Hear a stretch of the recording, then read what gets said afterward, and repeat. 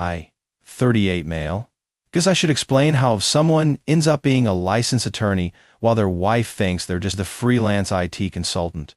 Spoiler, it wasn't some master plan, just a series of decisions that, looking back, probably saved me from complete financial ruin. Met Victoria when I was 26. She was everything, beautiful, ambitious, working at a high-end marketing firm. I was finishing law school at night while doing IT work during the day to pay bills. When we started dating, she made it clear she couldn't be with someone in a boring profession like law. Said lawyers were all stuffy old men who argued without paperwork. So I didn't mention a law degree. Told her I was focusing on tech consulting full-time. Yeah, I know. Stupid. But I was young and she was way out of my league. Or so I thought. We got married 2 years later. By then, I passed the bar, kept my license active, but never practiced. The IT consulting was actually going well, making decent money, flexible hours. Victoria loved telling people her husband was in tech. She'd literally introduce me at parties as my husband, the tech entrepreneur. Fast forward 10 years. The marriage wasn't what I'd hoped. Victoria had expensive tastes that grew exponentially each year. Designer everything. Trips to exclusive resorts. A house we couldn't really afford, but she needed for her image. I worked 70-hour weeks to keep up. She worked maybe 20 hours at her job, spent the rest at the gym, salon, or with her friends. The breaking point came 6 months ago. Found out she'd been having an affair with Derek, her CrossFit trainer. Classic, right? But here's the kicker. She'd been paying him $3,000 a month for private sessions from our joint. Wait, no, from MY business account she had access to for emergencies. Those sessions were definitely private, does not the kind involving exercise. When I confronted her, she laughed. Actually laughed. Said I was too boring, too predictable, that Derek was a real man who knew how to live. Then she said the words that sealed her fate. I want a divorce. And I'm taking you for everything. You can barely dress yourself properly. You think you can handle a divorce without me destroying you. I said okay. File the next day. Up day 1. The divorce papers were served, and Victoria went nuclear. But not in the way you'd expect. She hired Reginald Ashworth from Ashworth & Associates. If you don't know the name, he's one of those lawyers who advertises on billboards. We fight dirty, so you don't have to. She called me the day after hiring him. Couldn't resist gloating. Reggie says you're an idiot for not getting a lawyer. Let's make sure you're living in your car by the time this is over. Maybe Derek and I will buy your house at the foreclosure auction. I just said noted. What Victoria didn't know was that I'd spent the last 2 weeks preparing. See, maintaining a law license for 10 years means required continuing education. I kept up with family law changes, divorce proceedings, everything. Boring weekend seminars that were about to pay off. First court date was yesterday. Preliminary hearing for temporary orders. I showed up in my best suit, which, granted, wasn't saying much according to Victoria's standards. She showed up in designer, everything, Derek in tow. Yeah, she brought her affair partner to court. Bold move. Ashworth immediately tried to intimidate me in a hallway. You know, it's not too late to get representation. I know some budget lawyers who might take pity on you. Maybe payment plans. Victoria chimed in, loud enough for everyone to hear. He probably can't even afford the consultation fee. I've been supporting this loser for years. He fixes computers for a living. The bailiff called us in.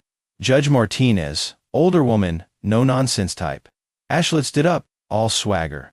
Your Honor, my client is seeking temporary spousal support of $8,000 monthly, exclusive use of the marital home, and payment of all her legal fees. Respondent appears pro se, which speaks to his financial situation. Judge Martinez looked at me. Sir, are you representing yourself? I am, in honor. Victoria actually snorted. Ashworth smirked. Very well, the judge said. Do you have any objection to petitioner's requests? I do, Your Honor. May I approach? Ashworth rolled his eyes. Your Honor, perhaps we should advise Mr. Thompson of proper court procedures. Unfamiliar with the procedures, I said, pulling out my documents. I'd like to submit Exhibit A through K for the court's consideration. The look on Ashworth's face when I properly referenced evidence rules and submitted perfectly formatted legal documents? Priceless. But wait, it gets better.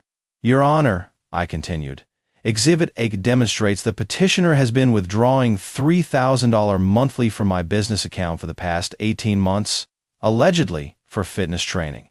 Exhibit B through D are credit card statements showing petitioner's personal expenses averaging $12,000 monthly, none of which contributed to household necessities.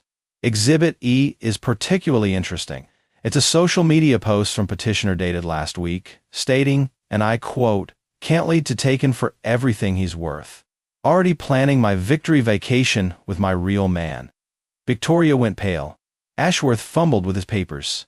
Judge Martinez looked through the documents, eyebrows rising. "Mr. Ashworth, are you aware your client posted about her intentions publicly?" But that's taken out of context. The context seems pretty clear. Mr. Thompson continued, "Your Honor, regarding spousal support, I'd like to reference State Code Section 14-10-114, subsection 3, which clearly states that marital misconduct, particularly economic fault, can be considered in support determinations.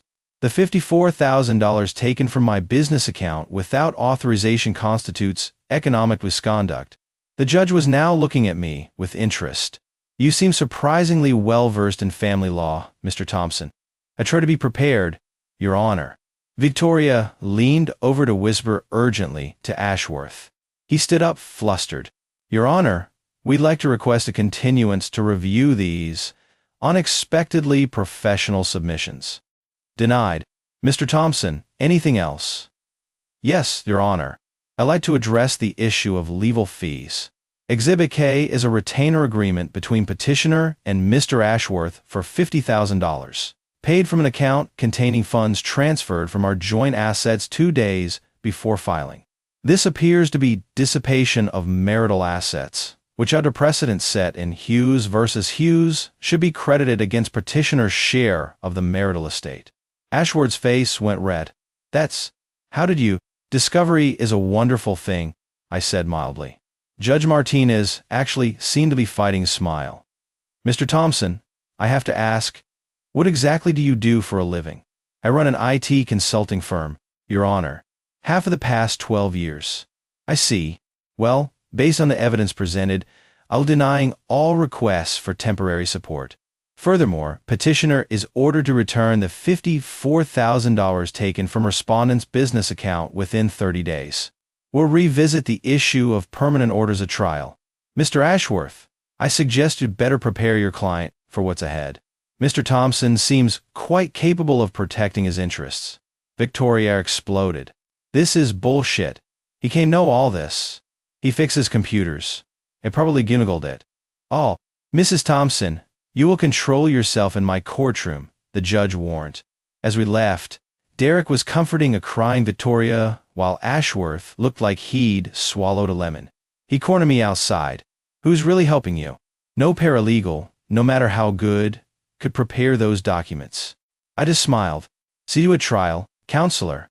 Update 2. So, discovery phase has been illuminating. Ashworth tried every dirty trick in a book. Varied me in document requests, scheduled depositions at impossible times, filed motion after motion. What he didn't expect was me responding to everything within 24 hours, properly formatted, with case citations. He even tried to claim I must be practicing law without a license by representing myself so competently. Filed a complaint with the State Bar.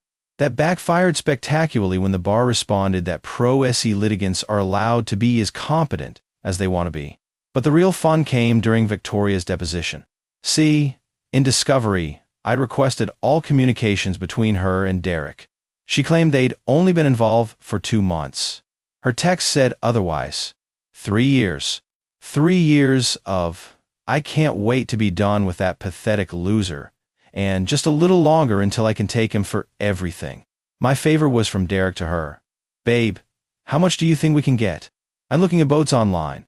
During the deposition, which Ashworth insisted on conducting himself despite me being pro-SE, things got interesting. "Me, Mrs. Thompson, Can you explain this tax from June 2 years ago where you tell Mr. Derek, quote, I'm only staying until I can figure out how to get the most money. Victoria, that's private. Ashworth, objection. Relevance. Me, goes to the issue of marital misconduct and length of the affair. Counselor. Very relevant to asset division under state law. Ashworth. You can't make objections. You're not a lawyer. Me. I'm not making objections. I'm responding to yours. May I continue? The court reporter actually smirked. But here's where Victoria really screwed herself. She got cocky, thought she could outsmart me. Victoria, you know what? Fine. Yes, I've been seeing Derek for 3 years. So what? You're boring. You have no ambition. You fix computers while real men like Derek actually do something with their lives. I deserve better than sympathetic tech support guy. Me, I see. And what does Mr. Derek do for a living? Victoria, he's a fitness entrepreneur.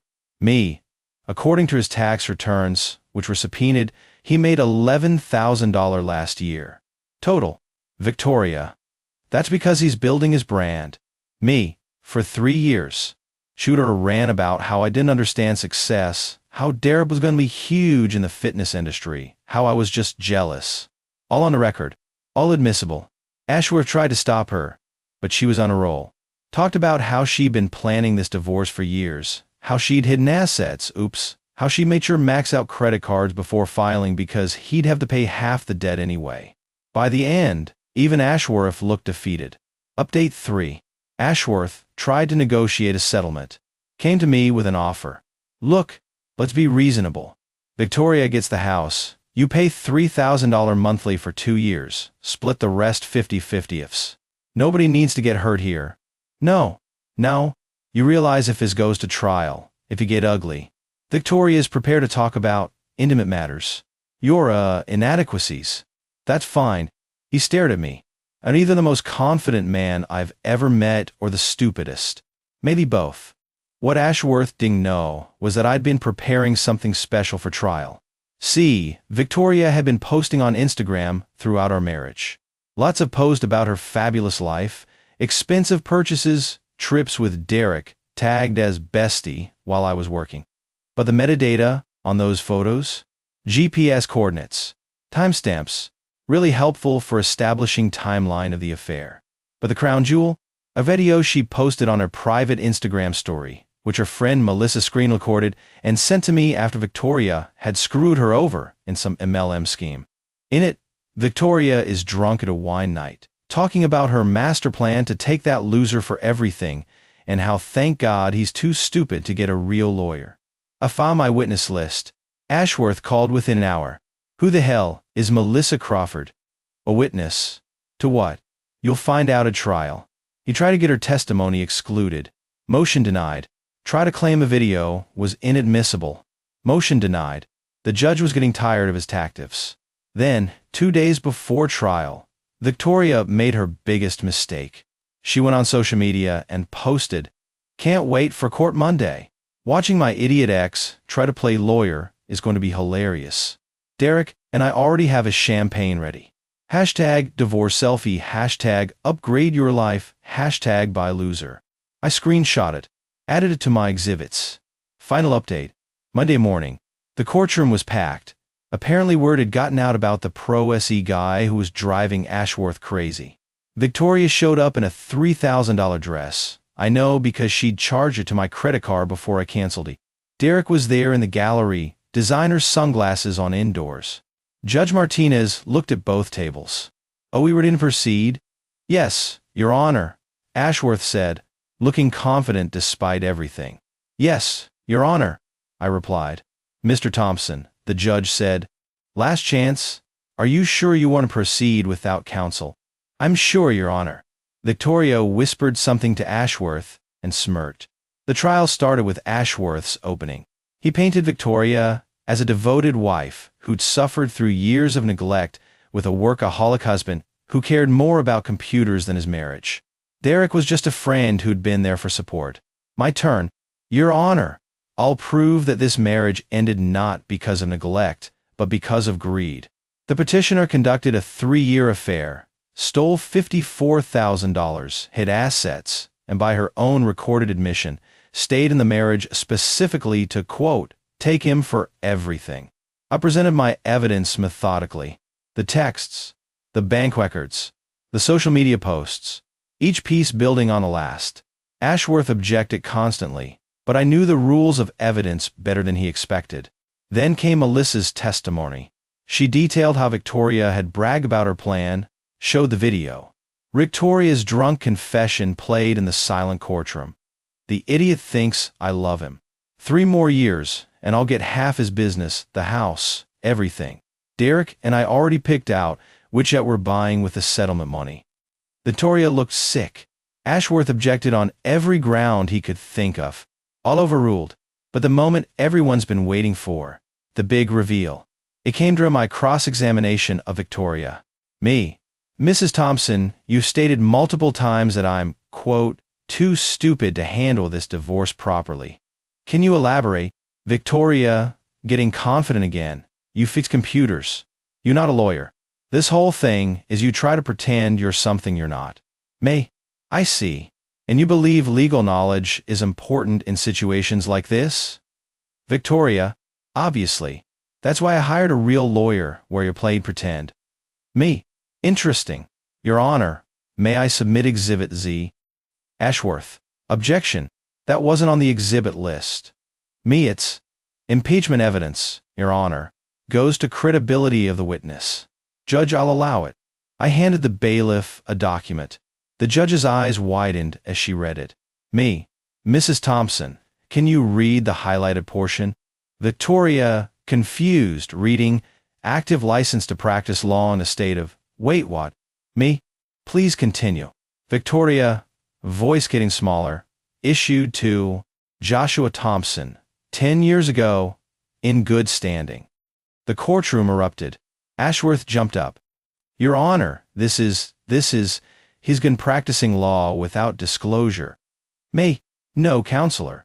I've been representing myself, which any citizen can do. I simply happen to be qualified to do so. I've maintained my license through continuing education while running my IT firm. I've never practiced law for money, never held myself out as an attorney to clients. I just chose a different career path. Judge Martinez was clearly trying not to laugh. Mr. Thompson, why didn't you disclose this earlier? No one asked, Your Honor. And frankly, watching opposing counsel assume I was incompetent has been advantageous to my case. Victoria screamed. You lied to me? Our whole marriage is a lie. Me? I told you I had a law degree. You said you didn't want to get married to a lawyer, so I didn't practice. I never lied, and has never asked if I maintain my license. The judge called a recess. In a hallway, Ashworth approached me, looking defeated. 10 years. You had a law license for 10 years, and let me make a fool of myself. You did that on your own, Counselor. Derek had disappeared. Victoria was crying in the bathroom. When we reconvened, Ashworth tried to argue that my non-disclosure somehow invalidated everything. The judge shut him down quickly. Mr. Ashworth, there's no requirement for a party to disclose their educational background in a divorce proceeding unless specifically asked. Mr. Thompson chose not to practice law professionally. That's not deception, that's career choice. The ruling was swift and brutal. Divorce granted on grounds of adultery. Victoria got 20% of marital assets. Judge cited economic misconduct and dissipation. She had to repay the $54,000 stolen from my business. No spousal support. She had to pay her own attorney fees. The house would be sold, proceeds split according to asset division. Victoria's response. This is impossible. He tricked everyone, even lying this whole time. Judge Martinez. Mrs. Thompson, the only deception I've seen proven in this courtroom is yours. Mr. Thompson simply chose not to advertise his qualifications. You chose to steal, cheat, and by your own words, plan to take him for everything. You gambled and lost. As we left court, Ashworth muttered, I'm sending you my resume. Any firm that could hire you would be lucky. I'm good with computers, thanks. Victoria and Derek broke up within a week. Turns out he was only interested when he thought there'd be money. She moved back with her parents. Posted one last social media rant about manipulative ex-husbands before her lawyer probably told her to shut up. Me? Still fixing computers. Still maintaining my law license. And definitely still enjoying the thought of Victoria's face when she realized she'd been mocking a licensed attorney for 6 months. The moral? Maybe don't assume the quiet IT guy doesn't know what he's doing. And definitely don't put your criminal plans on Instagram. Oh, and yes, I'm keeping the screenshot of her watching my idiot ex try to play lawyer post. Framed it. It's in my office, right next to my law degree and bar admission certificate. I don't preview after Brent if of him to the